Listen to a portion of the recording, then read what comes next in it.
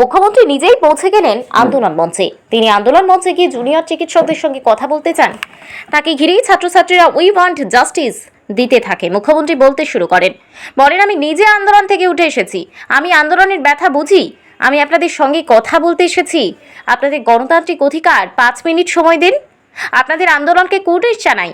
আমি রাতের পর রাত যখন ঘুমান, আমিও জেগে আছি। প্রাকৃতিক দুর্যোগ উপেক্ষা করে পড়ে আছেন। আপনাদের দাবি আমি ভাববো, পূরণ করব। যদি কেউ অপরাধী হয়, আপনাকে সময় দিন চিন্তা করবার। যদি কাউকে দোষী পাই, ব্যবস্থা নেব। অনেক মানুষ মারা যাচ্ছেন, আপনারা আমাদের বাড়ির লোকজন।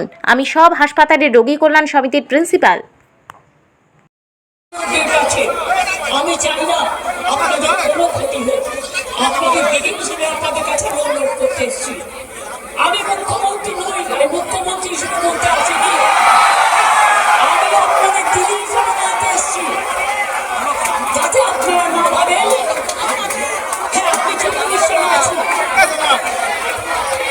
আমি আপনার পক্ষেও বিলম্ব করি, কিন্তু আপনাদের কাছে এসেছি যদি বলেন as a chief minister, as a elder sister, এবং আপনাদের আন্দোলনের সমব্যথী এবং সমসাথী আসেননি।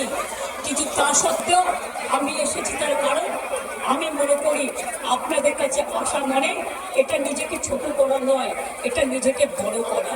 তাই আপনাদের আমার আবেদন করবো, আপনারা বসুন, আপনারা আলোচনা করুন, পরে সিদ্ধান্ত নিন। আমার আপনাদের জন্য করে গেলাম। বাদ বাকিরা যদি আমার উপর ছেড়ে দেয়, আপনারা জাস্টিস পাবেন, আপনারা ইনজাস্টিস হবে না, এটুকু আমি বলতে পারি।